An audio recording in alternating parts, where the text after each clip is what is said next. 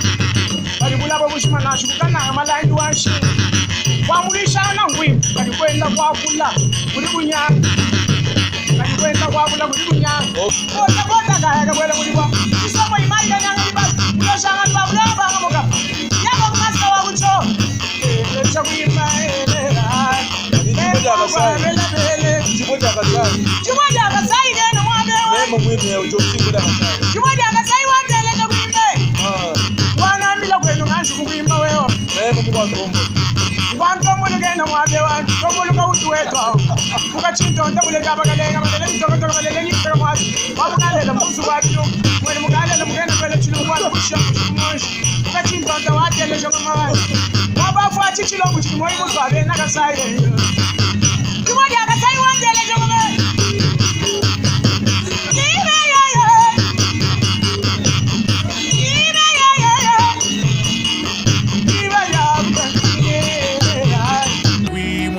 non et on s'est laissé.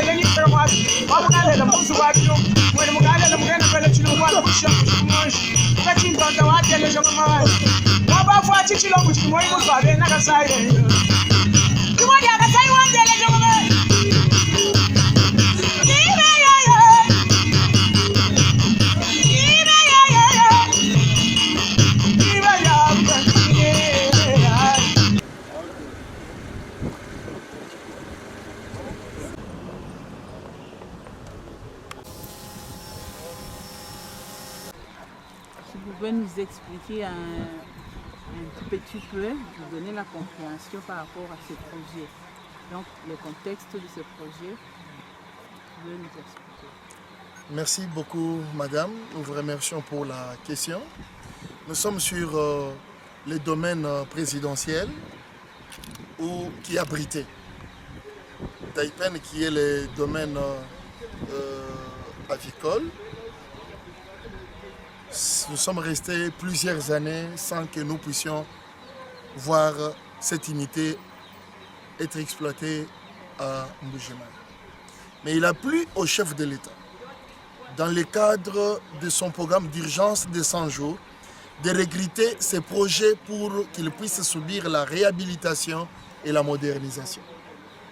C'est dans ce cadre que le FPI a été chargé pour la mise en œuvre de ces projets. Le Fonds de promotion de l'industrie, nous sommes un organisme de financement des projets. Nous n'avons pas l'expertise voulue dans les domaines avicoles. Nous avons approché Elar Group, qui heureusement était en train de réhabiliter et moderniser aussi Daipen et Sela Kinshasa. C'est dans ce cadre que Elar Group a été recruté pour nous présenter un projet, une étude de faisabilité qui a été soumise au comité de pilotage interne au niveau du Fonds de promotion de l'industrie. Et le contrat est passé au niveau de la Direction générale des passations des marchés. Et c'est comme ça que Elar Group a été retenu et est en train de faire les travaux que nous voyons. Ce projet va prendre combien de temps? Parce qu'on a aussi vu la fois passée, on est venu, on a commencé comme commencé ici et après un moment, ça s'est arrêté. Mais ça va aller pour combien de temps? Vous m'excuserez un tout petit instant. Vous voyez, ici, sera développé en deux phases. Il y a la première phase pendant laquelle nous sommes et il y aura aussi une deuxième phase. La première phase était calibrée pour la réhabilitation et la modernisation des équipements, des investissements. Mais dans le cadre des projets de 100 jours, on y a inséré une petite production. Et là, je laisserai la parole à notre partenaire pour vous donner le contenu de chaque programme. Ce programme était dimensionné sur une année pour la première phase et avec les éléments, les impondérables, nous allons glisser sur 2 mois, ce qui fera 14 mois. Et après cela, nous allons faire une évaluation pour voir comment nous allons commencer la deuxième phase qui sera le projet lui-même. Parce que là, nous devrions avoir une société de gestion dans laquelle nous aurons Daipen, FPI, Elar Group qui est partenaire. Et ça sera ouvert aussi au secteur privé. C'est de nos frères kassaïens, congolais, qui aimeraient mettre leur action, acheter leurs actions dans cette entreprise qui va avoir lieu ici. Ils pourront à ce moment-là avoir droit à cette entreprise. Mais si vous permettez que notre collègue vous donne un peu le contenu de ces deux phases. Merci beaucoup, cher directeur Pula. Et effectivement, dans cette première phase de promotion de la production de ces premiers investissements au sein de Daipen Lukelenge, il s'agira de la production de poulets de chair et d'œufs. Et dans cette première phase, nous allons produire près de 72 000 kilos de viande de poulet par an et 2,5 millions d'œufs dans l'année. Donc pour arriver à cette production-là, nous aurons tout au long de l'année des lots comme vous avez pu voir aujourd'hui, des arrivages de poussins afin de pouvoir les élever le temps nécessaire pour pouvoir les proposer à la population congolaise. Alors, il faut comprendre qu'à Daipen Lukelenge, les standards sont des standards internationaux. La qualité de la viande de poulet et des œufs seront vraiment une qualité supérieure. Et je pense que très rapidement, la population de Buji-Mayi pourra s'en rendre compte et approuver et apprécier le travail qui est fait ici à Buji-Mayi. Est-ce que vous n'avez pas prévu les œufs fécondés pour que la reproduction soit sur place? Alors bien sûr, lorsqu'on parle d'une deuxième phase, on parle vraiment d'une augmentation significative de la production. Et pour cela, il faut effectivement diminuer au maximum les coûts de production pour que la population tout entière puisse avoir accès à ces produits Made in Buji-Mayi. Effectivement, dans ce cadre-là, il y aura des unités de production qui vont servir non seulement aux activités de Daipen Lukelenge, mais également d'intégrer les agriculteurs de la région pour pouvoir vraiment avoir un effet de locomotive sur l'agro-industrie de la région tout entière. Je voulais ajouter un élément. Il a parlé de 72 000 kilos. Les standards internationaux. Ici, on travaille avec un poulet pour 2 kilos. Vous vous en doutez. Nous allons structurer une production de 36 000 poulets de chair. Parce qu'il a parlé avec en termes de poids. Nous voulons vous donner une idée en termes de tête. Ça fait 36 000 têtes de poulets de chair. La main-d'œuvre, vous utilisez laquelle? Jusqu'ici, suivant les instructions de la hiérarchie, nous travaillons sur le domaine Daipen Lukelenge. Il nous avait été demandé que nous puissions, dans le cadre de ces projets, qu'on puisse retenir le personnel essentiel de Daipen Lukelenge. Les gens que vous voyez qui travaillent, la plupart sont des agents de Daipen Lukelenge, mais pour maîtriser les coûts de production afin que les produits ne puissent pas coûter trop cher, on a recouru aussi à une main-d'œuvre, mais dans les conditions actuelles, ce sont des journaliers. Nous voulons voir, nous livrons les poulets à quel coût et quel prix. Et en ce moment-là, on va voir comment petit à petit travailler pour que les coûts de production puissent diminuer. Je tiens à profiter de ta question pour te dire, lorsque nous allons aborder la deuxième phase de ce projet, il y aura beaucoup d'emplois. Nous allons voir quelles sont les activités prioritaires qui vont être lancées.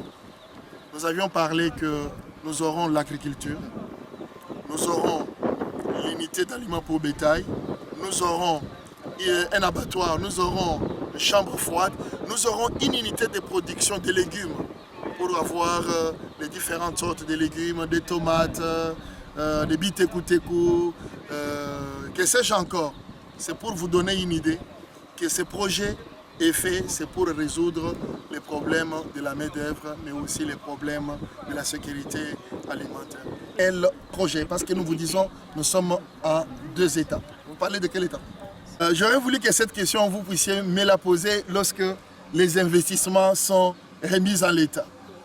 Nous ne pouvons pas amortir les investissements en une année. Mais vous allez remarquer que nous allons vous demander de prendre votre mal en patience. Vous allez voir les investissements qu'on va mettre sur pied.